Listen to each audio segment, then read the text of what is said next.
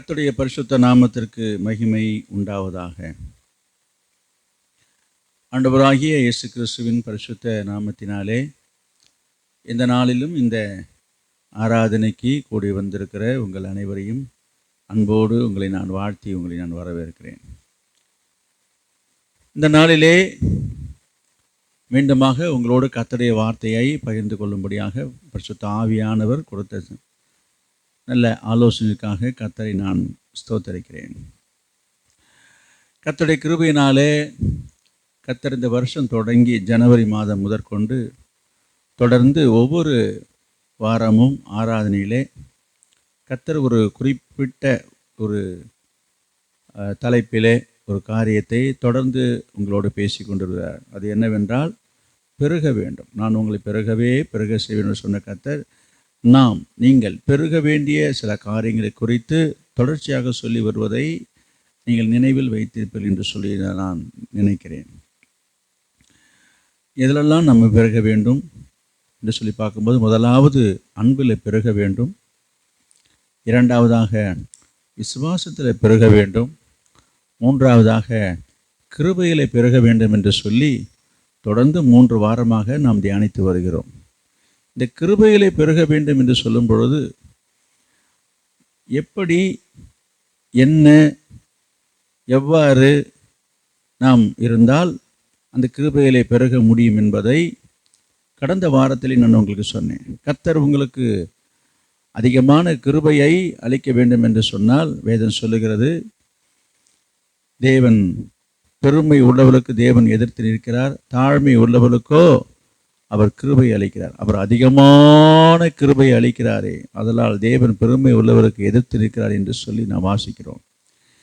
எனவே நாம் கிருபையை பெற்றுக்கொள்ள வேண்டும் என்று சொன்னால் நாம் தாழ்மையாக இருக்க வேண்டும், தாழ்மையாக நடக்க வேண்டும், தாழ்மையாக வாழ வேண்டும் என்பது தான் வேதம் நமக்கு திட்டமும் தெளிவுமாக சொல்லியிருக்கிறது.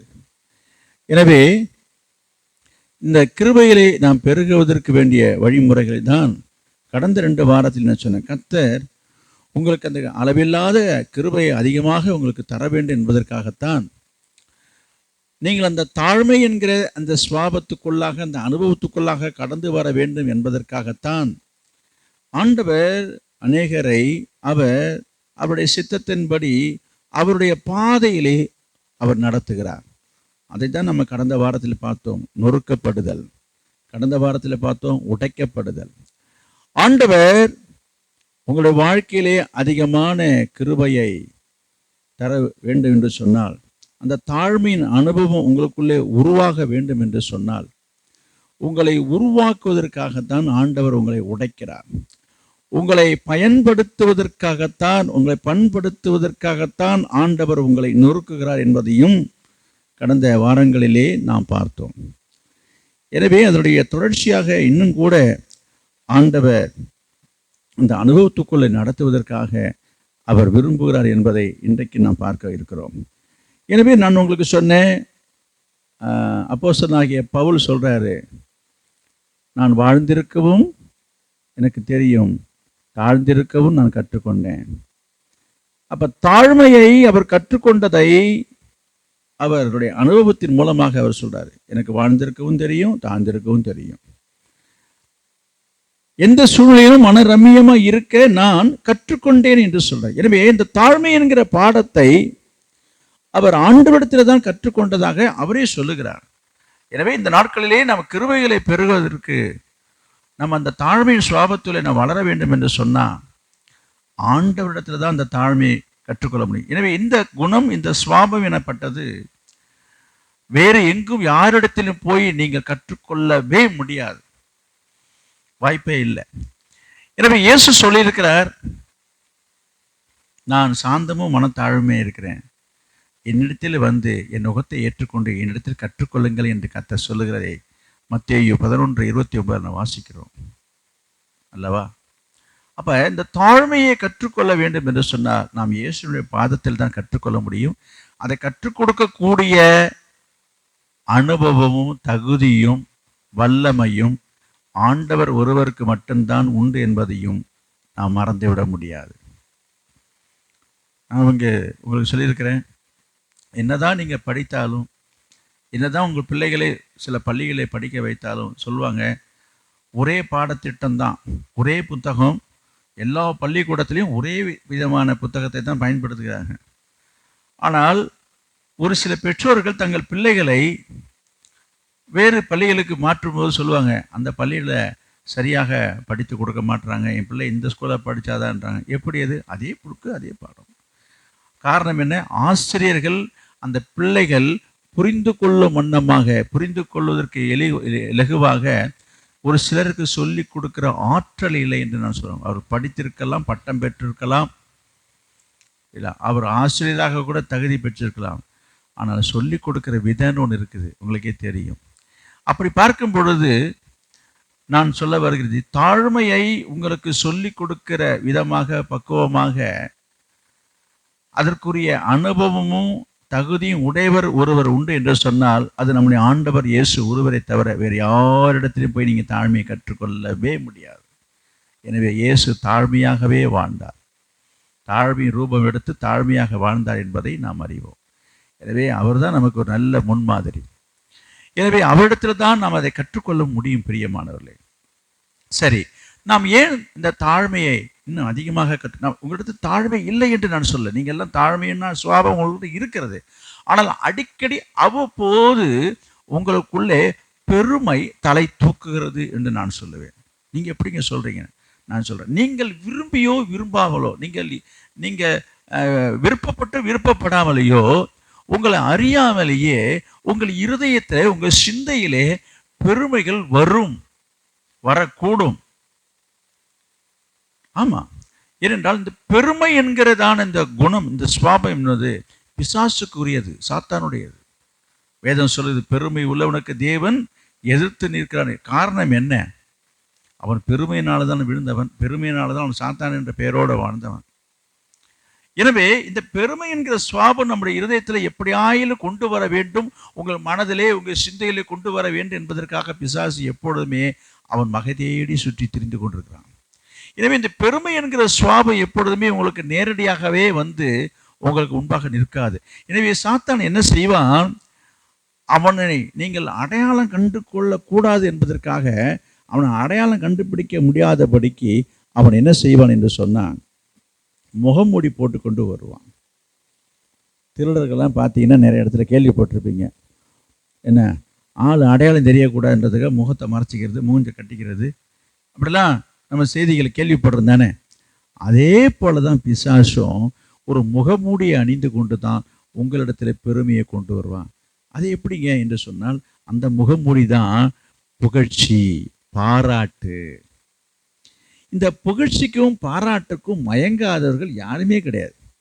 நீங்கள் யோசித்து பாருங்கள், யாராக இருந்தாலும் உங்களை வந்து பார்த்து, ஐயோ உங்களை போல உண்டா, நீங்கள் தாங்க எனக்கு தெய்வம், நீங்கள் தாங்க மனுஷ தெய்வங்க, நீங்கள் தாங்க எனக்கு உள்ள தெய்வம், அப்படி இப்படி என்று சொல்லும்போது யாராக இருந்தாலும் அவங்களோட மனசு கொஞ்சம் மாறதான் செய்கிறது. இது என்னவென்று நான் சொல்கிறேன் என்றால், இது ஒரு விதமான மயக்கம், ஒரு விதமான போதை என்று கூட சொல்லலாம். இது பிசாசினுடைய தந்திரம் என்று நான் சொல்லுகிறேன். இது பிசாசினுடைய தந்திரம். இது உங்களையும் அறியாமலே நீங்கள் கேள்விப்பட்டிருக்கலாம், நிறைய இடங்களில் முகத்தில் மயக்க மருந்து தெளிச்சுட்டு, மூஞ்சில் மயக்க இது மருந்து தெளிச்சுட்டு மயங்கி விழுந்த உடனே வந்து திருடன் வந்து கொள்ளையடிச்சிட்டு போகிறாங்க. இப்படிலாம் நம்ம ஊரில் நடக்கிறதெல்லாம் நீங்கள் கேள்விப்பட்டிருப்பீங்க இல்லையா? நான் உங்களுக்கு சொல்கிறேன், என்ன கேட்டால் இந்த முகமூடி கொள்ளைக்காரனும் உங்கள் முகத்தில் ஒரு விதமான மயக்க மருந்து. அது என்ன மயக்கம்னா, அதுதான் சொல்கிறேன், இந்த புகழ்ச்சி, பாராட்டு. என்ன சொல்கிறீங்க? ஆமாம், நாம் விரும்பி அல்ல, சிலர் விரும்புகிறாங்க, சில பேர் விரும்பாவிட்டாலும் நம்மை சிலர் புகழ்கிறாங்க. அதை நாம் மறுக்க முடியாது. எனக்கு அருமையானவர்களே, எனவே நாம் ஒரு வசனத்தை உங்களுக்கு சொல்ல விரும்புகிறேன். பாருங்க, நீதிமொழிகள் 29ஆம் அதிகாரம் 5வது வசனத்தை வாசிக்க கேட்போம். நீதிமொழிகள் 29:5. பிறனை முகஸ்துதி செய்கிறவன் அவன் கால்களுக்கு வலையை விரிக்கிறான். பிறனுக்கு முகஸ்துதி செய்கிறவன் அவன் கால்களுக்கு வலையை விரிக்கிறான். பாருங்க, வலை விரிக்கிறாங்க. வலை எதுக்கு விரிப்பாங்க? வலை விரிக்கிறதுனா என்ன? பொதுவாக மீன் பிடிக்கிறதுக்கு வலை விரிக்கிறாங்க.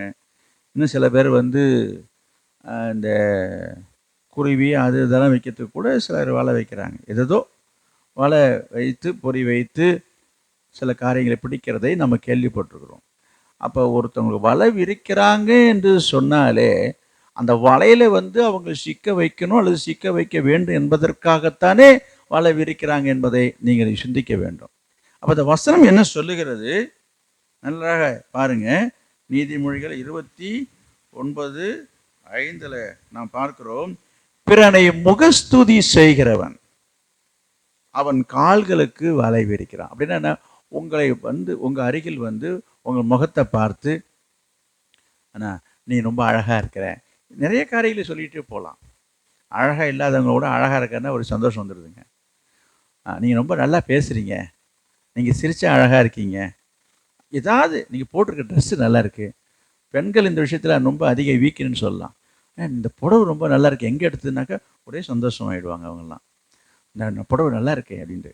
இது போல் எத்தனையோ காரியங்கள் நல்லா இருக்குதோ இல்லையோ, பிறனை முகஸ்துதி செய்கிறவன் அவன் கால்களுக்கு வலையை விரிக்கிறான்னா அவன் கால் அதில் வந்து சிக்கிக்கணுன்றதுக்காக தான். அப்போ உங்களை சிக்க வைக்க வேண்டும் என்பதற்காகவே பிசாசு என்ன செய்கிறான்னா வலை விரிக்கிறான். என்ன வலையை விரிக்கிறான் அதையும் நீங்கள் பார்க்கணும். என்ன வலை விரிக்கிறான்னா நீங்கள் நினைக்கிற மாதிரி எழுத்துப்பூர்வமான அந்த வலையா இல்லை, புகழ்ச்சி பாராட்டு என்கிற வலையை வீசுவான். அப்படி வீசுவான். அந்த வார்த்தையை வீசி உங்களை என்ன செய்வான்? வீழ்த்திடுவானா. யோசித்து பாருங்க. இன்னொரு வசனத்தையும் நான் உங்களுக்கு சொல்லணும். நீதிமொழிகள் 27:21 வெள்ளிக்கு குகையும் பொன்னுக்கு புடமும் சோதனை, மனுஷனுக்கு அவனுக்கு உண்டாகும் புகழ்ச்சியே சோதனை. இதெல்லாம் ஒரு சோதனைங்க. யாரு வந்து உங்களை புகழ்ந்து பேசுறானாலே உனக்கு சோதனை காலம் வந்துருச்சுன்னு அர்த்தம். ஒருத்தவங்க வந்து உங்கள்கிட்ட வந்து உங்களை ஆகா ஓஹோன்னு ஒருத்தவங்க வந்து புகழ்ந்து பேசுகிறாங்கன்னு வச்சுக்கோங்களேன். என்னது? முன்பு சொன்ன வலை விரிக்கிறான்னு இங்கே பார்க்குறோம். அது என்னது? உனக்கு சோதனை வந்துருச்சுன்னு அர்த்தம். அப்போ என்னதான் சொல்ல, என்னதான் செய்கிறது? கொஞ்சம் யோசித்து பாருங்க. என்ன செய்யலாம்? நான் சொல்கிறேன், இப்படிப்பட்ட புகழ்ச்சிக்கோ அப்படிங்களா முகஸ்துதிக்கோ கொஞ்சம் கூட நம்ம மனசில் இருதயத்தில் இடம் தரவே கூடாது. இடம் தரவே கூடாது. அதுக்கு வேத வார்த்தைகள், வேத வசனத்தை, வேத புத்தகத்தை நம்ம என்ன செய்யணும்? நன்றாக வாசித்து வசனத்தை வைத்திருப்போம் என்று சொன்னால் இந்த வலையில் நீங்கள் சிக்க மாட்டீங்க. நான் ஒரு வேடிக்கையாக ஒரு குறிப்பு ஒன்று வாசித்தேன். என்னவென்று சொன்னால், ஒரு உதாரணத்துக்கு சொல்கிறேன் பாருங்க. இது ஒரு புத்தகம். என்னது? இந்த புத்தகம் இது ஆங்கிலத்தில் புக் அப்படின்னு சொல்லுவாங்க, தமிழில் புத்தகம் சொல்கிறோம். இங்கே பாருங்க. இந்த இந்த புக்கு என்ன சொல்லுது? இந்த புத்தகம் என்ன சொல்லுது? வாங்க வாங்க வாசிக்கலாம், வாங்க வாங்க வாங்க வந்து நீங்கள் வாசிக்கலாம் என்று இந்த புத்தகம் நம்மை அழைக்குதான். இப்படிலாம் இருக்கும்போது இந்த காலம் மாறி போச்சுங்க. இன்றைக்கெல்லாம் படிக்கிற வாசிக்கிற ஆர்வமும் திறனும் ரொம்ப ரொம்ப ரொம்ப ரொம்ப குறைஞ்சி போச்சுங்க. எங்கே யார் படிக்கிறாங்க? புரியுங்களா? இப்படி இருக்கும் பொழுது இப்போ இந்த நவீன இந்த டெக்னாலஜி எல்லாம் இந்த உலகத்தில் என்ன செய்கிறாங்கன்னா, ஃபேஸ்புக்கு, இன்ஸ்டாகிராமு, அது வாட்ஸ்அப்புன்னு நிறையா வந்துடுச்சுங்க. இந்த புக்கு சொல்லுது வாசிக்கலான்னு. ஃபேஸ்புக்குன்னு ஒன்று வந்து போச்சுங்க. இப்போ அது இந்த மாதிரி புத்தகம் கிடையாது. ஃபேஸ்புக்குன்னு சொல்கிற பேர் அது சொல்லுதான் வா சிக்கலான்னு. வார்த்தையை பாருங்க. இந்த புத்தகம் என்ன சொல்லுது? இப்போ நான் எடுத்து கையில் எடுத்து இந்த புத்தகம் என்ன சொல்லுது? வாசிக்கலாம் வாசிக்கலாம் வாசிக்கலாம்னு சொல்லுது. அந்த புத்தகம் என்ன சொல்லுது? ஃபேஸ்புக்கு அது பேர். என்னது? இது புக்கு, அது என்னது? அது ஃபேஸ்புக்கு. அது என்ன சொல்லுது? வா வா வா சிக்கலாம் சிக்கலாம். இப்படி நிறைய பேர் இந்த ஃபேஸ்புக்கில் தான் போய் மாட்டிக்கொண்டு சிக்கிக்கொண்டு வெளியில் வர முடியாமல் நிறைய பேர் கிடக்குறாங்க. நான் இதை வேடிக்கைக்காக சொல்கிறேன்னு நினைக்காதீங்க. உண்மையாகவே அது சிக்கல் தான். அது எனவே வேதத்தை வாசிங்க, வேத புத்தகத்தை வாசிங்க, கர்த்தர் உங்களை ஆசீர்வதிப்பார். சரி, இப்போ நான் சில சம்பவத்தை சொல்லி நான் சுருக்கமாக முடிக்க ஆசைப்படுகிறேன். என்னவென்று சொன்னால், இப்போ நம்ம இந்த பெருமையை மேற்கொள்ளணும், தாழ்மையில் நம்ம வளரணும், தாழ்மையாக இருக்கணும், அந்த தாழ்மையை சிந்தை நமக்குள்ள வேண்டும், தாழ்மையை நம்ம கற்றுக்கொள்ள வேண்டும் என்பதை பற்றி தான் சொன்னேன். இந்த தாழ்மையை கற்றுக்கொள்வதன் மூலமாக, தாழ்மையை இயேசுவிடத்தில் நாம் பெற்றுக்கொள்வதன் மூலமாக நமக்கு என்ன கிடைக்கும்? கிருபை கிடைக்கும். இப்போ நமக்கு என்ன தேவை? கர்த்தருடைய கிருபை நமக்கு வேண்டும். எவ்வளவு? அதிகமான கிருபைகள் வேண்டும். அந்த கிருபையில் நம்ம பெருக வேண்டும் என்று சொன்னால் தாழ்மையில் நம்ம என்ன செய்ய வேண்டும்? தாழ்மையிலே வளர வேண்டும், தாழ்மையை கற்றுக்கொள்ள வேண்டும், தாழ்மையை ஆண்டவரிடத்தில் பெற்றுக்கொள்ள வேண்டும். புரியுதுங்களா? அப்போ எப்படி கற்றுக்கொள்ளணும், எப்படி பெற்றுக்கொள்ளணும், எப்படி பெருமையை மேற்கொள்ளணும் என்பதற்கு நான் 2 உதாரணங்களை நான் சொல்ல ஆசைப்படுகிறேன். பாருங்க, நீங்கள் விரும்புகிறீங்களோ இல்லையோ, நான் சொன்னேன் உங்களை தேடி வரும் என்று நான் சொன்னேன். புகழ்ச்சிக்கு மயங்காதவங்க யாரும் இல்லை என்று நான் சொன்னேன். இங்கே பாருங்க, புகழ்ச்சியும் பாராட்டுக்கையும் மயங்கி விழுந்த 2 நபரை நான் உங்களுக்கு காட்ட விரும்புகிறேன்.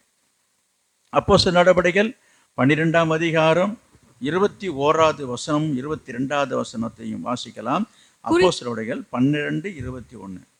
குறித்த நாளிலே ஏரோது ராஜா வஸ்திரம் தரித்து கொண்டு சிங்காசனத்தின் மேல் உட்கார்ந்து அவர்களுக்கு பிரசங்கம் பண்ணினான். பாருங்க,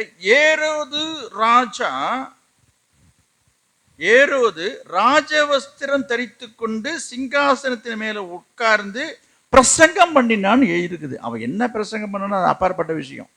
ஆக மொத்தம் பிரசங்கம் பண்ணினான். இப்படி பிரசங்கம் பண்ணும் பொழுது ஜனங்கள் இது மனுஷ சத்தம் அல்ல, இது தேவ சத்தம் என்று ஆர்ப்பரிக்கிறாங்களாம். என்ன சொல்றேன்னா, அவனுடைய பிரசங்கத்தை, அவன் பேசுறதை கேட்டு ஜனங்களுக்குள்ள ஒரே உற்சாகம். பேசுறது யாரு? இது மனுஷ சத்தமே இல்லை, கடவுள் தான் பேசுறாரு. அடா, இவர் மூலமாக ஆண்டவர் பேசுறாரு, இது தேவ சத்தம் என்று சொல்லி எல்லாரும் ஆஹா ஓஹோன்று ஆர்ப்பரிக்கிறாங்க. இவருக்கு ஒரே சந்தோஷம், ஒரே குஷி ஆயிட்டாரு. யாரு? இந்த ஏரோது. படிங்களா சீக்கிரம். அப்பொழுது ஜனங்கள் இது மனுஷ சத்தம் அல்ல, இது தேவ சத்தம் என்று ஆர்ப்பரித்தார்கள். அவன் தேவனுக்கு மகிமையை செலுத்தாதபடியினாலே உடனே கர்த்தருடைய தூதன் அவனை அடித்தான். அவன் புழு புழுத்து இறந்தான். இவன் என்ன செய்யணும், என்ன செய்யல? இப்படி பாராட்டும் போது, ஐயோ இது நான் இல்லையா, நான் சாதாரண மனுஷன்தான், ஆண்டவர் தான் இந்த வார்த்தையை கொடுத்தாரு, ஆண்டவர் தான் இதை பேச வச்சாரு, ஆண்டவர் தான் பேசுறாரு, எனக்கு இது ஒண்ணுமே இல்லை என்று சொல்லி தன்னை தாழ்த்திருந்தான்னா வாழ்ந்திருப்பான். இது மனுஷ சத்தம் இல்லை, இது கடவுள் சத்தம்னு தன்னை ஒரு கடவுளா நினைச்சாரு. இவர் உடனே தான் தான் எல்லாம் தெய்வன்ற மாதிரி ஒரு நினைப்பில் அவர் ரொம்ப மிதப்பில் மேதாவித்தனத்தில் என்ன செய்தாரு? ஆஹா ஓஹோன்னுட்டு அப்படி காலரை தூக்கி விட்டு ஹாயா என்று திருப்பாரு. தேவன் யாரு? பெருமை உள்ளவனுக்கு தேவன் எதிர்த்து நிற்கிறார். நம்ம படித்தோம், பார்த்தேன். ஆண்டவருக்கு கோபம் வந்துச்சு, அடித்தார், ஒரே அடி. எழுதியிருக்குது வசனம், அவன் புழு புழுத்து சேர்த்தான். அப்போ தெரியுதா? பெருமை காரியங்களுக்கு நம்ம ஜாக்கிரதையாக இருங்க. பெருமை நம்ம உள்ளால வந்துடக்கூடாது. பெருமை நம்முடைய சிந்தையிலே வருவதற்கு இடம் தரவே கூடாது. ரொம்ப எச்சரிக்கையாக இருக்க வேண்டும். இன்னொரு சம்பவத்தை நான் உங்களுக்கு சொல்லட்டும்.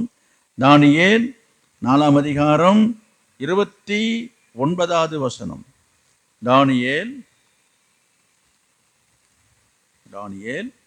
4ஆம் அதிகாரம்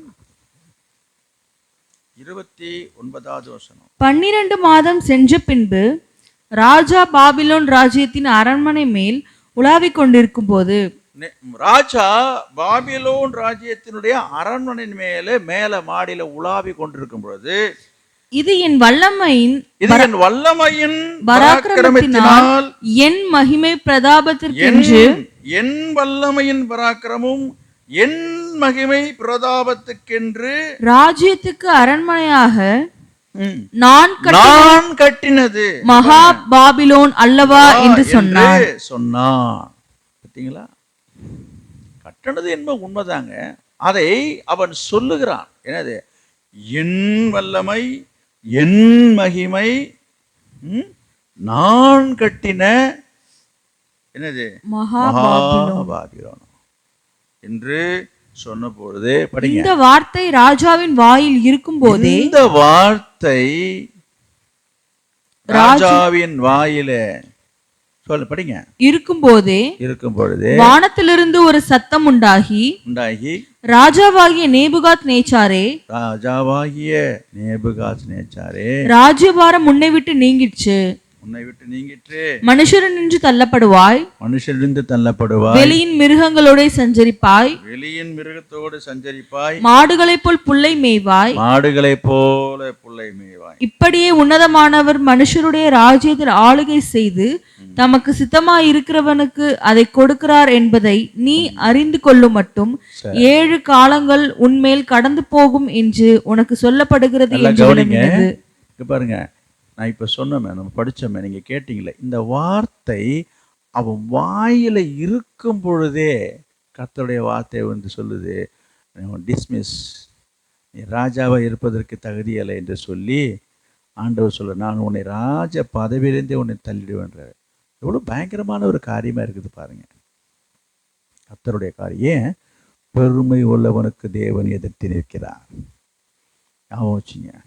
அப்போ இந்த காரியத்தை பார்க்கும் பொழுது எந்த ஒரு காரியமாக இருந்தாலும் சரி, நான் செய்தேன், என்னால் தான் வந்தது, என்னால் தான் இந்த காரியம் நடந்தது, இப்படி நாம் சொல்லக்கூடாது. என்ன நடந்தாலும் எது நடந்தாலும் ஆண்டவரை நம்ம உயர்த்தணும், ஆண்டவரை மகிமைப்படுத்தணும். ஆண்டவர் செய்தாரு, ஆண்டவர் கொடுத்தாரு, ஆண்டவர் சொன்னார் என்று ஆண்டவரை நம்ம மகிமைப்படுத்தணும்னா நம்ம தப்பிப்போம். இப்போ நம்ம பார்க்க போகிறோம், அப்படி ஆண்டவரை மகிமைப்படுத்தினவர்களையும் ஆண்டவர்கள் உயர்த்தின 2 நபர்களை நான் உங்களுக்கு சொல்ல விரும்புகிறேன். முதலாவது ஒரு நபரை பார்க்கலாம். ஆதியாகமம் 41வது வசனம் 41ஆம் அதிகாரம் 15வது வசனம். பார்வோன் யோசேப்பை நோக்கி, ஒரு சொப்பனம் கண்டேன், அதன் அர்த்தத்தை சொல்ல ஒருவரும் இல்லை. நீ ஒரு சொப்பனத்தை கேட்டால் அதன் அர்த்தத்தை சொல்லுவாய் என்று உன்னை குறித்து நான் கேள்விப்பட்டேன். யோசேப்பை பற்றி உங்களுக்கு நன்றாகவே தெரியும். ஒரு குற்றமும் ஒரு தவறும் ஒரு பாவமும் செய்யாம அநியாயமா அக்கிரமமாக ஒரு செய்யாத ஒரு குற்றத்தை பழி சுமத்தப்பட்டு ஒரு சிறைச்சாலையில் இருந்த ஒரு கைதி அவன். ஆனாலும் கர்த்தர் கிருபையாக அவரை நடத்தினார். அங்கு சில காரியங்கள் நடக்கிறது, ஆனால் அவனுக்கு நீதி நியாயம் கிடைக்கல. அவன் கர்த்தருக்காக காத்திருந்தான். அப்படிப்பட்ட சூழ்நிலையிலே அவனுக்கு சொப்பனத்துக்குடைய அர்த்தம் தெரியும் என்பதை அவன் கூட தங்கியிருந்த ஒரு சிறை கைதிக்கு தெரிஞ்சு அவனுக்கு அந்த அர்த்தத்தை சொல்லி அவனுக்கு ஒரு அந்த அற்புதம் நடந்து அவன் இந்த பார்வோன்ட்ட போய் சொல்ல முடியாத ஒரு சந்தர்ப்பம் வரும்போது பார்வோன் ராஜாட்ட சொல்கிறான், ஐயா நான் ஒரு காரியம் மறந்தே போயிட்டேன். என் கூட தங்கியிருந்த ஒரு ஜெயிலில் இருந்தவனுக்கு எந்த ஒரு சொப்பனத்தை சொன்னாலே போதும் கரெக்டாக அர்த்தம் சொல்லுவான் என்று சொல்லும்போது ராஜா உடனே யார் அவனை வர சொல்லுங்கன்னு சொல்லி வரவழைக்கும் போது யோசேப்பு கொண்டு வந்து நிறுத்துறாங்க. அப்போ அந்த யோசேப்பை பார்த்து தான் பார்வோன்னு சொல்கிறாரு, தம்பி நீ ஏதோ இந்த சொப்பனத்துக்கெல்லாம் அர்த்தம் சொல்லுவதாக கேள்விப்பட்டேன், உனக்கு அந்த மாதிரி திறமை உண்டாமேன்னு சொல்லும் பொழுது யோசேப்பு சொன்ன வார்த்தை என்ன படிங்க. அப்பொழுது யோசேப்பு பார்வோனுக்கு பிரதியுத்தரமாக நான் அல்ல தேவனே பார்வோனுக்கு மங்களமான உத்தரவு அருளி செய்வார் என்றான். என்ன ஒரு அடக்கம், என்ன ஒரு தாழ்மை பாருங்க. அவன் சொல்ற வார்த்தை என்ன? ஐயோ சாமி அப்படிலாம் சொல்லாதீங்க, நான் அவ்வளோ பெரிய ஆள் இல்லைங்க, அப்பேற்பட்ட ஒரு அறிவாளி புத்திசாலி நான் கிடையாதுங்க, அப்படிலாம் எனக்கு ஒரு திறமை இருக்குன்னு நினைக்காதீங்க. நான் அல்ல.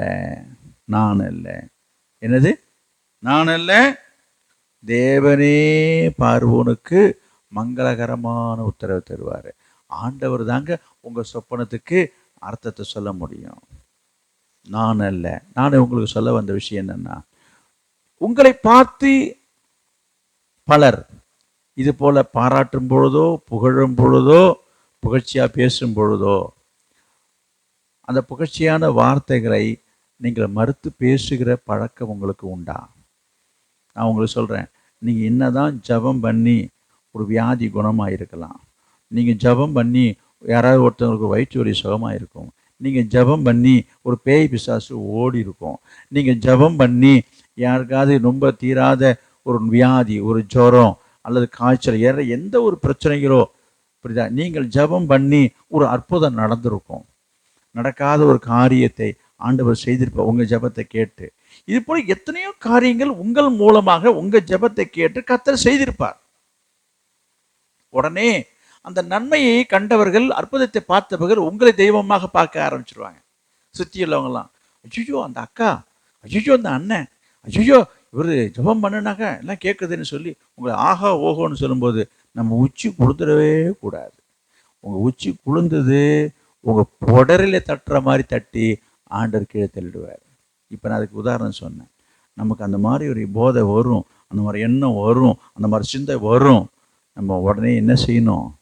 ஐயோ நான் அல்ல, நான் அல்ல, நான் சொல்கிறேன், நான் இல்லை, இதை நான் செய்யலை என்று சொல்லணும். நாம தான் செய்தோம். நம்ம எப்படி சொல்லணும்? அதை இதை நான் செய்யலை, கர்த்தர் செய்தார். அப்படி சொல்லுகிற ஒரு பண்பு நமக்கு வேண்டும். இங்கே பாருங்க, இந்த இடத்துல யோசேப்பு நான் அல்ல, நான் அல்லன்னு சொல்றாரு. அங்கு நான் பார்க்குறோம் யாரு? அந்த நேபுகாத்நேச்சர் நான் கட்டின மகாபாபில் நல்லவன்னாரு. அவன் உழுந்து போனதே நானால தான். இதை யோசேப்பு அறிந்தாரோ அறியவில்லையோ, ஆனால் யோசேப்பின் காலம் வேற. ஆனால் அவர் வாயிலிருந்து அந்த வார்த்தையை பார்க்கும் பொழுது நான் அல்ல, நான் அல்ல என்கிற ஒரு தாழ்மையின் வார்த்தையை நாம் பார்க்கிறோம். இன்றைக்கு நிறைய பேர் இந்த நான் அல்ல, நான் அல்ல என்று சொல்லி தன்னை தாழ்த்துவதற்கு பதிலாக மற்ற காரியத்துக்கு இந்த வார்த்தையை பயன்படுத்துகிறார்கள். பிசாசு உங்களையும் பயன்படுத்துகிறான். செய்யறதெல்லாம் செஞ்சுவிட்டு நான் இல்லைன்னு சொல்றதுக்கு இந்த வார்த்தையை சில பேர் பயன்படுத்துகிறாங்க. சின்ன பிள்ளையிலேருந்து பெரியவங்க வரைக்கும் இந்த வார்த்தையை பயன்படுத்துகிறாங்க. அவங்க தான் செய்திருப்பாங்க. ஏதாவது ஒரு பொருள் வீட்டில் உடஞ்சிருக்கும், உடைச்சிருப்பாங்க. யார்? ஐயோ எனக்கு தெரியுது, நான் இல்லை, நான் இல்லை. ஒரு பொருள் காணாமல் போயிடுச்சு, யார் எடுத்தது? ஐயோ நான் இல்லை. எத்தனை இடங்களிலே பொய் சொல்லுவதற்கு இந்த வார்த்தையை பயன்படுத்துகிறோம். இது எங்கேருந்து வந்ததுன்னா ஏதேன் தோட்டத்திலேருந்து வந்தது. ஏதேன் தோட்டத்திலே ஆண்டவர் வந்து கேட்குறாரு, நான் புசிக்கக்கூடாதுன்றத பழத்தை நீங்கள் புசிச்சு, ஐயோ நான் இல்லை, நான் இல்லை. இந்த சர்ப்பம், இந்த பாம்பு, ஏவாள் சொல்கிறார். ஆதாமை பார்த்து கேட்குறாரு, என்ன இந்த பழத்தை நீ சாப்பிட்டியான்னு? ஐயோ நான் இல்லை, நீங்கள் கொடுத்தீங்களே ஒரு பொண்ணு ஏவாள்னு, அவதான் என்று சொல்லி அந்த வார்த்தையை பாருங்க. என்ன சொல்ல வருகிறேன்? அன்றைக்கு தொடங்கினது தான் இன்றைக்கு வரைக்கும் பிசாசு நிறைய காரியங்களில் நான் இல்லை, நான் இல்லை என்று சொல்லி உங்களை பொய் சொல்லுவதற்கு, பொய் சொல்ல வைப்பதற்கு பயன்படுத்துகிறானே தவிர, யோசேப்பை போல ஒரு காரியத்தை செய்ததை நினைத்து ஒருத்தவங்க பாராட்டும் போது, மெச்சிக்கொள்ளும் போது, என்றைக்காவது இது நான் செய்யலை என்று சொல்லி உங்களை தாழ்த்த விருப்பப்பட்டது உண்டா? எப்பொழுதுமே நான் செய்யாத காரியத்தை கூட சில பேர் செய்தேன்னு சொல்லி மார்த்தட்டிக்கிற ஆள்லாம் உண்டு. செய்யாததெல்லாம் நான் தான் செஞ்சாங்க, நான் தாங்க செஞ்சேன், இது யார் செஞ்சது? நான் செஞ்சேங்க என்று சொல்லி பெருமைப்படுறதுக்கு தான் ஆட்கள் நிறைய பேர் இருக்கிறாங்க. அந்த பெருமையிலிருந்து நம்ம விடுபட வேண்டும். இது அவர்கள் செய்ததாகவே இருக்கட்டும் என்று சொல்லி அடக்கமாக இருக்கிற ஒரு சுவாபம் உங்களுக்கு உண்டா? நான் பார்த்துருக்கிறேன். எனக்கு தெரிஞ்சு நிறைய காரியங்களை நான் செய்திருப்பேன். அதெல்லாம் கவனிக்கிறேன். நான் சில காரியங்களை செய்திருப்பேன். என் மூலமாக சில நன்மைகளை சில பெற்றிருப்பாங்க. ஆனால் யாரோ ஒருத்தவங்க செய்ததாக வந்து மார்த்தட்டுவாங்க. எனக்கு கொஞ்சம் மனசு வலிக்கும், கொஞ்சம் கஷ்டமாக தான் இருக்கும்.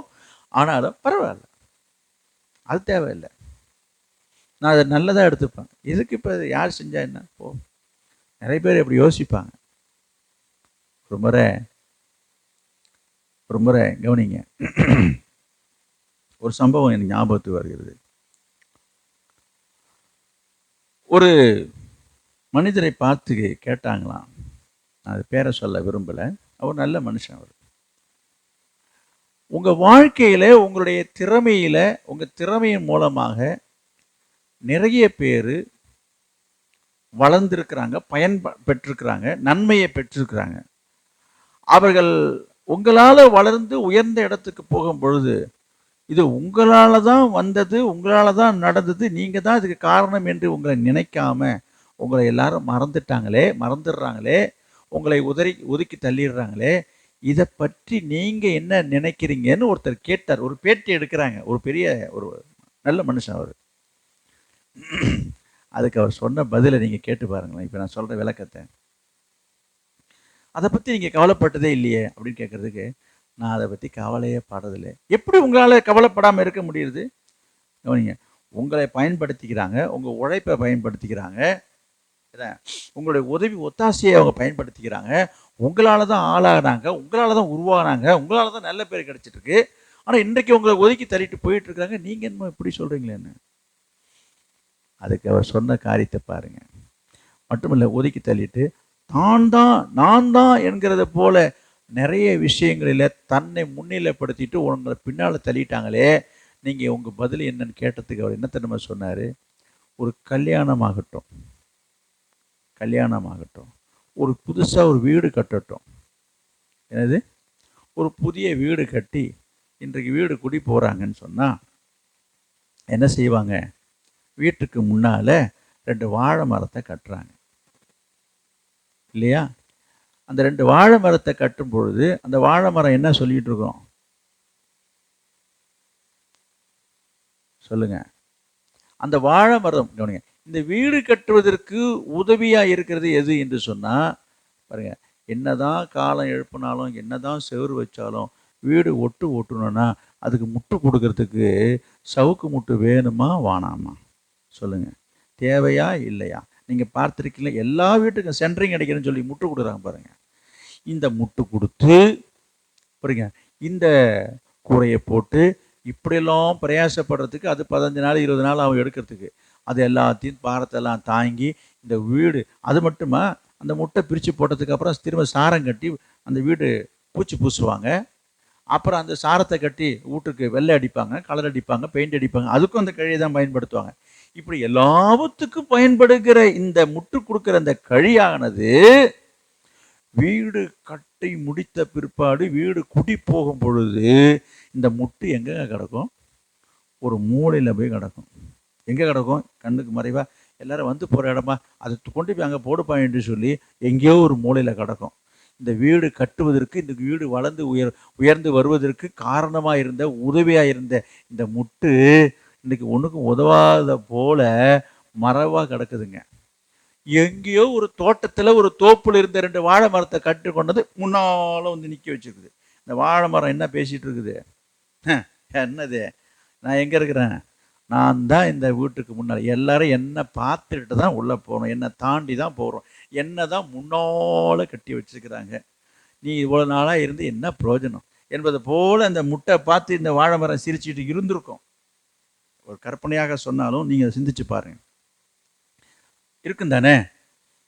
அவர் சொன்னார், இந்த வாழை மரம் எத்தனை நாளைக்கு அந்த வீட்டுக்கு வாசப்படியில் கட்டி வச்சுருப்பாங்க? சொல்லுங்கள். 2 நாளா, 3 நாளோ, 4 நாள் அதிகபட்சம். இதுக்கப்புறம் இருக்குமா?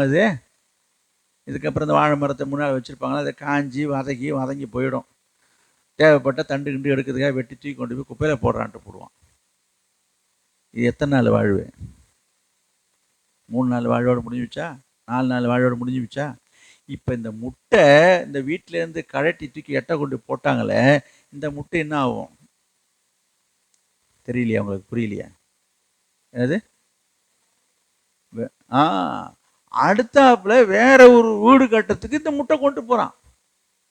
புரியுதா? இந்த வீட்டில் அது உபயோகம் இல்லைனாலும் புதுசாக ஒரு வீடு கட்டுறதுக்கு அது உபயோகப்படுது. இந்த வாழை மரம் நல்லா கவனிங்க. இதை தான் அந்த மனுஷன் சொல்கிறாரு.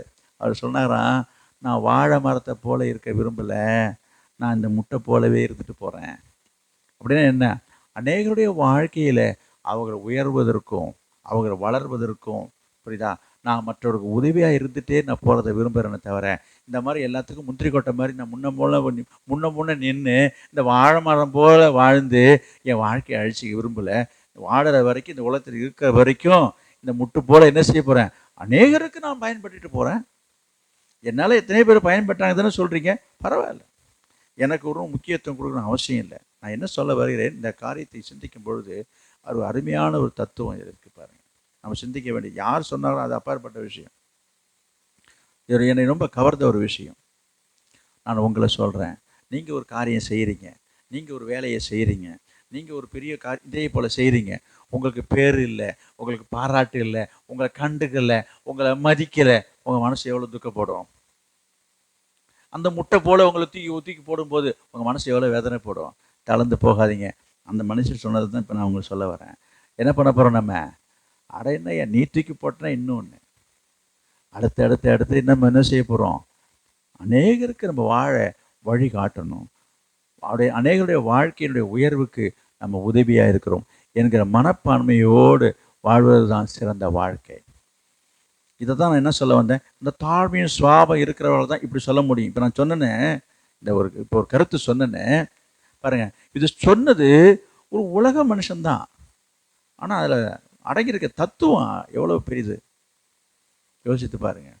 இப்படித்தான் நாம் வாழ பழகணும், வாழ தெரியணும், வாழ்ந்து கடந்து போகணும். ஐயோ அவங்க இப்படி பண்ணுறாங்க, ஐயோ அவங்க சொல்லிட்டாங்க. தாழ்மை நமக்கு வேண்டும். நம்ம மற்றவர்களுக்கு பிரயோஜனமாக வாழும்படி நம்மை தாழ்த்துவோம். கர்த்தர் இந்த கிருபையை உங்களுக்கு தருவாராக. எனவே நான் இன்னொரு வசனத்தை சொல்லி நான் கடந்து போக ஆசைப்படுகிறேன். தானியேல் 2ஆம் அதிகாரம் 30வது வசனம். தானியேல் 2ஆம் அதிகாரம் 30வது வசனம். உயிரோடு இருக்கிற எல்லாரை பார்க்கிலும் எனக்கு அதிக ஞானம் உண்டென்பதினாலே அல்ல, அர்த்தம் ராஜாவுக்கு தெரிய வரவும் உம்முடைய இருதயத்தின் நினைவுகளை நீர் அறியவும் இந்த மறைப்பொருள் எனக்கு வெளியாக்கப்பட்டது. அதே போல ஒரு சம்பவம். தானியேல் நல்ல ஞானம் உள்ளவன். அங்க ஒரு ராஜா அவனை அழைத்து சொல்றாரு, என்னப்பா இந்த மாதிரி 26வது வசனத்தை பாருங்க. அப்பொழுது ராஜா பெல்தேஷாத்சார் என்னும் நாமமுள்ள தானியேலை நோக்கி, நான் கண்ட சொப்பனத்தை அதன் அர்த்தத்தையும் நீ எனக்கு அறிவிக்க கூடுமா என்று கேட்டான். இந்த மாதிரி நான் ஒரு கனவு கண்ட, என்னன்னு தெரியல, ஒரே பயமா இருக்குது, அதனுடைய அர்த்தத்தை நீ சொல்லுவையாமே என்று சொல்லும்போது அதுக்கு தானியேல் என்ன சொல்றாரு, ஐயா நீங்க சொல்றது எல்லாம் சரிதான், நான் என்னமோ பெரிய திறமைசாலி, புத்திசாலி, அறிவாளி என்பதனால இந்த காரியத்தை உங்களுக்கு சொல்கிறேன் மட்டும் என்ன நினச்சி எடை போட்டுறாதீங்க. நான் சும்மா ஒரு சாதாரண மனுஷங்க. எனக்குள்ள ஆண்டவர் இருக்கிறாரு. என்னுடைய ஆண்டவர் எனக்கு கூட இருந்து இந்த காரியத்தை வெளிப்படுத்துகிறாரே தவிர நான் ஒரு அறிவாளி கிடையாது என்று தன்னை தாழ்த்துகிற ஒரு அனுபவத்தை பார்க்குறோம். நான் உங்களுக்கு சொல்கிறேன், உங்களுடைய திறமையை, உங்களுடைய தாளந்துகளை மற்றவர்கள் பாராட்டும் போது நீங்கள் தலையாசைக்காதீங்க. அதை நீங்கள் மறுக்க கற்றுக்கொள்ளுங்க. ஆண்டவரை மேன்மைப்படுத்துங்க, கர்த்தரை மகிமைப்படுத்துங்க. இதுதான் தாழ்மையின் சுபாவம். தாழ்மை உள்ளவர்கள் அப்படி செயல்படுவார்கள். இப்படிப்பட்ட தாழ்மையை நம்ம கற்றுக்கொள்ளும். கடைசியாக நான் சொன்ன தாழ்மையை நம்ம எங்கே கற்றுக்கொள்ள முடியும்? தாழ்மையாக வாழ்ந்த 2 மனிதரை நான் சொன்னேன். இப்போ கடைசியாக தாழ்மையினுடைய பிறப்பிடம், இருப்பிடம் யார் என்றால் இயேசு. அவருடைய வாழ்க்கையில் நடந்த ஒரு சம்பவத்தை சொல்லி நான் முடிக்கிறேன். மத்தேயு எழுதின சுவிசேஷம் 19ஆம் அதிகாரம் 16வது வசனத்தை பார்க்கலாம். அப்பொழுது ஒருவன் வந்து அவரை நோக்கி, இயேசுவை நோக்கி, நல்ல போதகரே, நித்திய ஜீவனை அடைவதற்கு நான் எந்த நன்மையை செய்ய வேண்டும் என்று கேட்டான். அதற்கு அவர் நீ என்னை நல்லவன் என்று சொல்வானே, தேவன் ஒருவர் தவிர நல்லவன் ஒருவனும் இல்லையே. நீ ஜீவனில் பிரவேசிக்க விரும்பினால் கற்பனைகளை கைக்கொள் என்றார். சரி, கவனிங்க. இது உங்களுக்கு தெரிந்த ஒரு சம்பவம் தான்.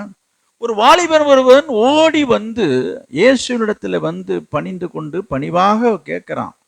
என்ன கேட்கிறான்? அவரோட ஆசையை பாருங்க. என்ன ஆசை? ஆண்டவரே, இந்த நித்திய ஜீவன், அதாவது என்ன, பரலோகத்துக்கு போகிறதுக்கு நான் என்ன செய்யணும்? நல்ல விஷயம், நல்ல விருப்பம், நல்ல ஒரு கேள்வி. பரவாயில்லையா, இந்த வயசுல அவனுக்கு இப்படி ஒரு ஆசை வந்தது, பாராட்ட வேண்டிய விஷயம்தான். ஆனால் அவன் கேட்ட விதத்தை பாருங்க.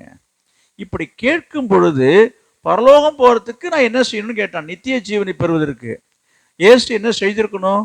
அப்படியாப்பா, பரவாயில்லையே, பரலோகத்தை பற்றி உனக்கு வாஞ்சி வந்துச்சான்னு சொல்லி பரலோகம் போகிற வழியை தான் ஏன் சொல்லணும். ஆனால் இயேசு அவன் சொன்ன வார்த்தையிலேருந்து என்ன, அதை அவனுக்கு அதை திருப்பி அதை மறுக்கும் வண்ணமாக சொல்லுகிற ஒரு காரியத்தை பார்க்கிறோம். அதற்கு அவர், நீ என்னை நல்லவன் என்று சொல்வானே. தப்பா, அதெல்லாம் இருக்கட்டும், நித்திய ஜீவன்லாம் இருக்கட்டும், நீ எதுக்கு இப்போ என்னை வந்து நல்லவன் நீ ஏன் சொன்ன அப்படின்றத அவர் கண்டு கொள்ளாத போல இல்லை. சில நேரத்தில் சில பேர் கண்டுக்க மாட்டாங்க. சில நேரத்தில் சில விஷயங்கள் பார்த்தீங்கன்னா கண்டுக்காத மாதிரி, காதில் வாங்காத மாதிரி இருப்பாங்க. இப்படி கூட இயேசு இருந்திருக்கலாம். ஆனால் இயேசு ரொம்ப ஷார்ப்பாக இருந்திருக்காரு. என்ன சொல்கிறாரு? இந்தப்பா என்ன சொன்ன நல்லவனா? என்னையா? என்ன பார்த்தா? ஐயோ, பிதா ஒருவரை தவிர நல்லவன் ஒருத்தரும் இல்லைப்பா, அப்படிலாம் சொல்லாதேன்னாரு. இப்போ நான் உங்களை பார்த்து என்ன கேட்குறேன்னா, அப்போ இயேசு சொல்கிறது போல் இயேசு நல்லவர் இல்லையா?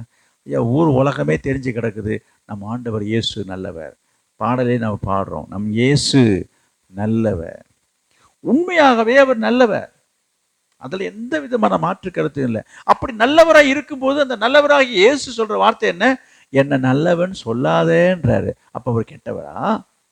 அப்போ சொல்வதற்கு அவருக்கு தகுதி இல்லையா? ஏன் இப்படி சொல்றாரு? அதுதான் நம்ம சிந்திக்கணும்.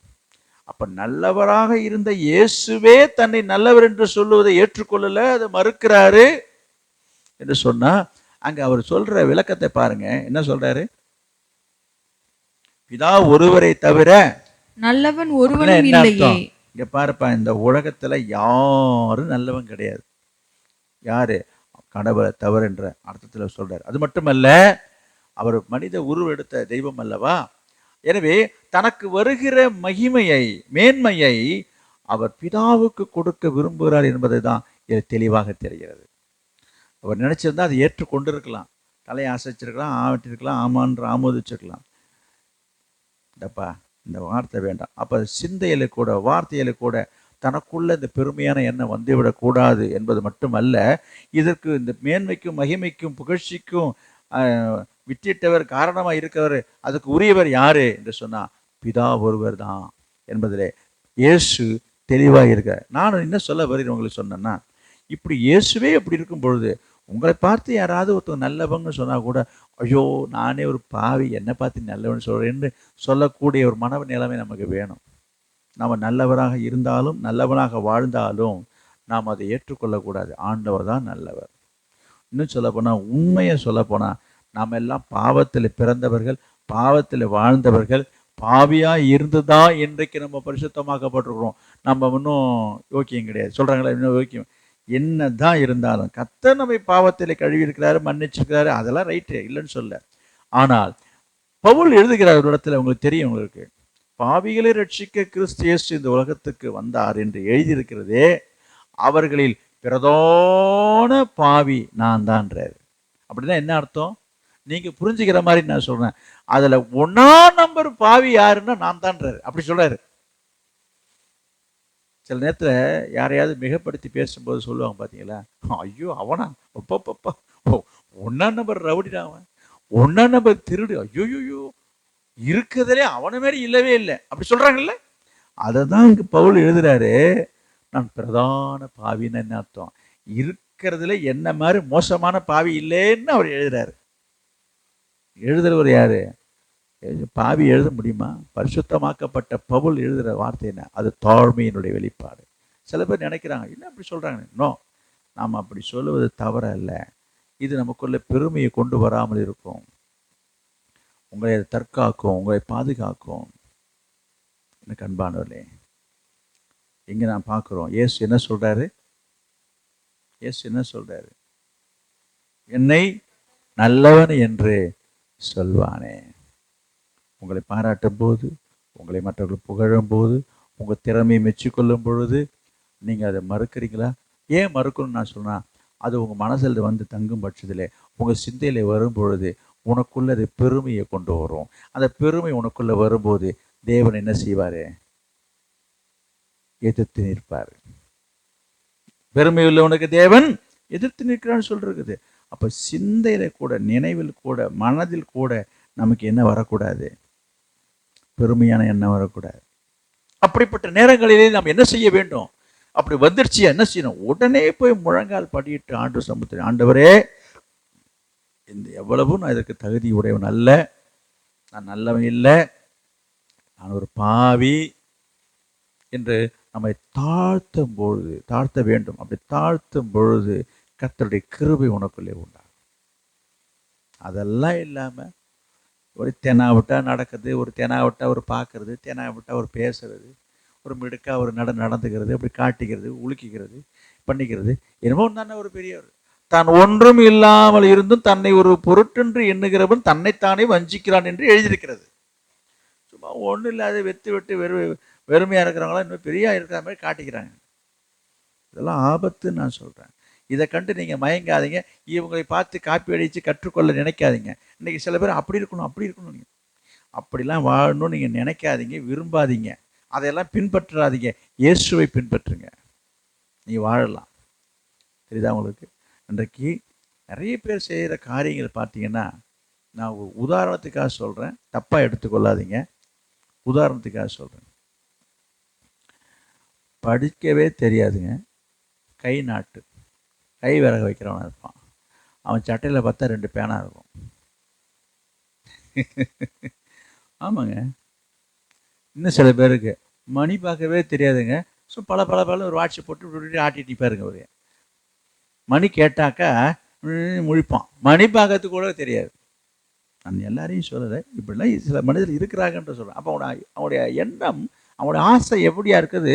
தன்னை இந்த சமூகம், இந்த சமுதாயத்திலே தன்னை ஒரு உயர்ந்தவனாக, புரியுதா, தன்னை ஒரு பணக்காரனாக அப்படிலாம் காட்டிக்கொள்ளணும் என்கிற ஒரு ஆசையில செய்கிற ஒரு காரியம் இது. புரியுதா? இதை பார்த்து என்ன செய்யறாங்க சில பேர், ஓ இப்படி இருந்தால் தான் நமக்கு மதிப்பு, இப்படி இருந்தால் தான் நமக்கு மரியாதை என்று சொல்லி தன்னுடைய ஆடையில, உடையில, தோற்றத்தில் இப்படிலாம் ஒரு மாற்றத்தை செய்து கொள்ள சிலர் முயற்சி செய்து தோல்வியை அடைகிறார்கள். தெரியுதா உங்களுக்கு? மைக்கேல் ஜாக்சனை யாரோ தெரியல, ஒருத்தர் கேளுங்க. அவர் எந்த பாப் இசை பாடகர் என்று சொல்லி, அவர் இப்போ இல்லை, நான் கேள்விப்பட்ட சம்பவத்தை சொல்கிறேன். அவருடைய பாட்டுக்கும் டான்ஸுக்கும் மயங்காதவர்களே கிடையாது. டீனேஜர்ஸ், இளைஞர்ஸ், உலகம் பூரா அவர் ரசிகர் உண்டுங்க. அவர் எப்படி இறந்து போனார் தெரியுமா? கவனிங்க. அவர் என்றும் எப்பொழுது இளமையாக இருக்க வேண்டும் என்பதற்காக ஒரு பிளாஸ்டிக் சர்ஜரி மாரி உடம்புல தோள்கள் எல்லாவற்றிலையும் ஒரு உருமாற்றத்தை செய்து, புரியுங்களா, அதனால் தன்னுடைய தோற்றத்தை இன்னும் அழகாக்க வேண்டும், இளமையாக்க வேண்டும் என்பதற்காக ஒரு ட்ரீட்மெண்ட் எடுத்தார். அந்த ட்ரீட்மெண்ட்டே அவருக்கு பாய்சன் ஆகி இறந்துட்டார். இது உண்மை சம்பவம். இது அவர் உங்களுக்கு தெரியுமா தெரியல, நம்ம நாடு இல்லை, இருந்தாலும் உலகத்தில் அவர் பிரசித்தி பெற்றவர் மைக்கேல் ஜாக்சன் என்று சொல்லி. என்ன சொல்ல வருகிறேன்? அவருடைய எண்ணம் என்னவா இருந்தது? இருக்கிறதுல திருப்தி அடையாமல் இன்னும் அப்படி ஆகணும் இப்படி ஆகணும் என்று சொல்லி. ஏன் இதை சொல்லுகிறேன்? இன்றைக்கு சில பேர் அப்படி தான், அழகு இல்லாதவன் தன்னை அழகாக்கி கொள்ள வேண்டும், இப்படி இருந்தால் அழகாக இருக்கலாம், இப்படி இருந்தால் அப்படி செய்யலாம் என்று சொல்லி. நான் சொல்கிறேன், ஆண்டவருடைய படைப்பில் நீ அழகாக இருக்கிற. வேதம் சொல்லுகிறது, நீ கருப்பாக இருந்தாலும் அழகாக இருக்கிற வசனம் இருக்குதுங்க. அதெல்லாம் விட்டுட்டு எடுத்து சாயத்தை பூச வேண்டியது, இருக்கிறதெல்லாம் அப்போ வேண்டியது, இப்படியாக்கி எப்படியாவது நம்ம சிவப்பாயிடணும். சிவப்பாயிடும், சிவப்பாயிடும். நீ நினைக்கிற மாதிரி இல்லை. உன் தோல்லாம் உறிஞ்சி என்ன அப்படி தான் போகும். ஏன்னா அதெல்லாம் கெமிக்கல்ஸ். புரிய மாட்டுது. என்னது, புளியை பார்த்து பூனை சூடு போட்டு கொண்டதுன்னு ஒரு பழமொழியாக பேசுவாங்க, நீங்கள் கேள்விப்பட்டிருக்கலாம் ஊரில். புளியை பார்த்து பூனை சூடு போட்டதுன்னா என்ன? புளியும் பூனையும் பார்க்குறதுக்கு ஒரே மாதிரி இருக்கும், உங்களுக்கு தெரியும். புலியினுடைய உருவம், அதோட முகம் எல்லாம் பார்த்தீங்கன்னா புலிக்கு பிறந்த குட்டி மாரி தான் இருக்கும் அந்த பூனை. பூனை வந்து சின்னதாக இருந்தாலும் அதோடைய தோற்றத்தை சொல்கிறோம், உங்களுக்கு தெரியும் தானே? இப்படி இருக்கும்போது இந்த புலி என்ன செய்தது தான், இந்த பூனை என்ன செஞ்சதான், நம்மளை கண்டால் யாரும் பயப்படவே மாட்டேன், இந்த பூனை தானே என்று சொல்லி ரொம்ப அல்பமாக பார்க்குறாங்க. நம்ம புலியாக மாறணும் என்று சொல்லி என்ன பண்ணிச்சான், என்ன அந்த உடம்புல, புலிக்கு உடம்புல வரி வரியாக கோடு இருக்கும். அதனால் என்ன பண்ணிச்சான் இந்த பூனை, என்ன புலியை பார்த்து சூடு போட்டதுன்னு ஒரு கதைன்னு சொல்கிறாங்கல்ல, அப்போ உடம்புல என்ன பண்ணிடுச்சான், கோடு வேணும்னாக்கா எடுத்து நல்லா சூடு வச்சு என்ன பண்ணுது, நெருப்பில் வச்ச சூடு எடுத்து கம்பியை எடுத்து உடம்பெல்லாம் இழுத்து விட்டுச்சான், கோடு போடுறேன்னு சொல்லிட்டு. என்ன ஆகிருக்கணும் உங்களுக்கு தெரியும். சூடுபட்டால் என்ன ஆகும், உடம்பு தின்னத்துக்கு ஆகுறது, ஆகிட முடியுமா? சூடு கண்டது தான் பிரயோஜனம். உடம்பெல்லாம் வெந்து போயிருக்கும், அது புண்ணாக இருந்திருக்கும். புண்ணு ஆறி தழும்பாக இருந்தாலும் அது புளி ஆகிட முடியுமா? அப்போ அது பட்ட வேதனை என்ன, எதுக்கு சொல்ல வரேன்? இது போல் சில நேரங்களில் சிலரை பார்த்து அவங்களாகணும் இப்படி ஆகணும் இப்படி இருக்கணும் என்று சொல்லி இந்த புளியை பார்த்து பூனை சூடு போட்டு கதையாக தான் நிறைய பேர் சூடு பட்டதுக்கு அப்புறம் தான் புத்தி வரும். வேண்டாம். கர்த்தர் இந்த நாளில் நமக்கு சொல்கிற வார்த்தை என்ன? தாழ்மையாக இருக்கணும். தாழ்மையை கற்றுக்கொள்ளுங்க. அது எங்கே கற்றுக்கொள்ளணும்? இயேசுவிடத்தை கற்றுக்கொள்ளணும். இயேசுடைய பாதத்தில் அமர்ந்து கற்றுக்கொள்ளணும். ஏன் கற்றுக்கொள்ளணும்? ஏன் நம்ம அந்த தாழ்மையை கற்றுக்கொள்ளணும்? தாழ்மை இருந்தால் தான் கிருபை கிடைக்கும். அந்த கிருபையில் நம்ம பெருக வேண்டும். அப்படி இல்லை என்று சொன்னால் பெருமை வந்து நம்மளை ஆட்கொள்ளும். பெருமை வந்து குடிக்கொண்டிருக்கும். உங்களுக்கு தெரியாமலே பெருமை வந்து உங்களை ஒட்டி கொண்டிருக்கும். உங்களுக்கே தெரியாது. நீங்கள் நினைக்கலாம் நான் அப்படிலாம் இல்லைன்னு. உங்களை அறியாமலே, உங்களுக்கு தெரியாமலேயே பிசாசு உங்கள் மனசில் பெருமையான சிந்தையில், எண்ணத்தில், செயலில் கொண்டு வருவான். எனவே எப்பொழுதுமே தேவ சமூகத்தில் நம்ம தரைமட்டமாய் நம்மை தாழ்த்தணும். ஆண்டவரே, நான் உமக்கு முன்பாக ஒன்றுமே இல்லை, நான் ஒரு குப்பை, நான் ஒரு மண், நான் ஒரு பாவி. நம்ம தேவ சமூகத்தில் அவருக்கு முன்பாக எப்பொழுதெல்லாம் நிற்கிறோமோ அப்போதெல்லாம் நம்ம தாழ்த்தும் பொழுது அந்த தாழ்மையின் ஆவி நமக்குள்ளே நிலைத்திருக்கும். அதை விட்டுட்டு மற்றவங்க சொல்கிறதெல்லாம் நம்ம கேட்டுட்டோம்னா பெருமை தான் தலைக்குள்ளே போய் நிற்கும். அந்த பெருமை என்ன செய்யும்? உனக்கு தலகணம் பிடிச்சி ஆடும்.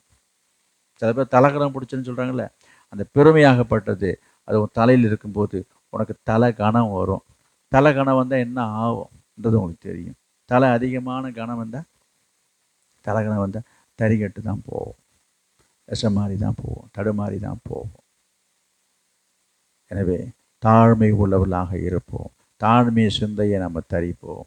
கர்த்தர் அதிகமான கிருபை உங்களுக்கு தருவாராக. கர்த்தர் நம்மை ஆசீர்வதிப்பாராக. நாம் ஜெபம் பண்ணுவோம். Praise the Lord. Hallelujah. ஸ்தோத்திரம், ஸ்தோத்திரம், ஸ்தோத்திரம், ஸ்தோத்திரம், ஸ்தோத்திரம். Praise the Lord Jesus. Hallelujah. தாழ்மை உள்ளவரிடம் தங்கிடுதே கிருபை. தாழ்மை உள்ளவரிடம் தங்கிடுதே கிருபை. தாழ்மை உள்ளவரிடத்துல தான் கிருபை தங்கும் என்று சொல்லி வேதம் சொல்லுகிறது. கர்த்தரிடத்தை தாழ்த்து. அன்பின் பிதாவே, நாங்கள் உம்மை ஸ்தோத்திரிக்கிறோம். இந்த நாளிலும் தாழ்மையை பற்றி நீங்கள் கற்றுக் கொடுத்த சத்தியங்களுக்காக நன்றி. கேட்ட அனைவரும் மீதும் அந்த தாழ்மையின் ஆவியை ஊற்றுங்க. தாழ்மையின் ஆவியை தரித்துக்கொள்ள உதவி செய்யுங்க. உங்களுடைய கரத்தில் அடங்கியிருக்க, கீழ்ப்படிந்திருக்க, பயந்து நடக்க, தாழ்மையாக இருக்கும்படி உதவி செய்யுங்கப்பா. பெருமையான மேட்டிமையான எண்ணங்கள் வந்தாலும் தானியேலை போல, யோசேப்பை போல அதை எதிர்கொள்ளவும் மேற்கொள்ளவும் அதை தடுத்து, ஆண்டவரே தாழ்மையாய் பேச, தாழ்மையாய் நடந்து கொள்ள நீர் உதவி செய்யுங்கப்பா. உதவி செய்யும். ஒவ்வொருக்கும் இந்த கிருபை தாரும். இயேசுவின் நாமத்தில் ஜெபிக்கிறோம் நல்ல பிதாவே. ஆமென், ஆமென். என் ஆத்துமாவே கர்த்தரை ஸ்தோத்திரி, என் முழுவதுமே அவருடைய பரிசுத்த நாமத்தை ஸ்தோத்திரி. என் ஆத்துமாவே கர்த்தரை ஸ்தோத்திரி, கர்த்தர் செய்த சகல உபகாரங்களையும் மறவாதே. ஆமென். நம்முடைய கர்த்தராகிய இயேசு கிறிஸ்துவினுடைய கிருபையும் பிதாவாகிய தேவனுடைய அன்பும் பரிசுத்த ஆவியானவருடைய அந்யோன்ய ஐக்கியம் இப்பொழுதும் எப்பொழுதும் சதா காலங்களில் நம் அனைவரோடும் சகல பரிசுத்தவான்களோடு கூட தங்கி இருப்பதாக. Amen, amen. Praise the Lord. கர்த்தர் உங்களை ஆசீர்வதிப்பாராக. தேங்க்யூ.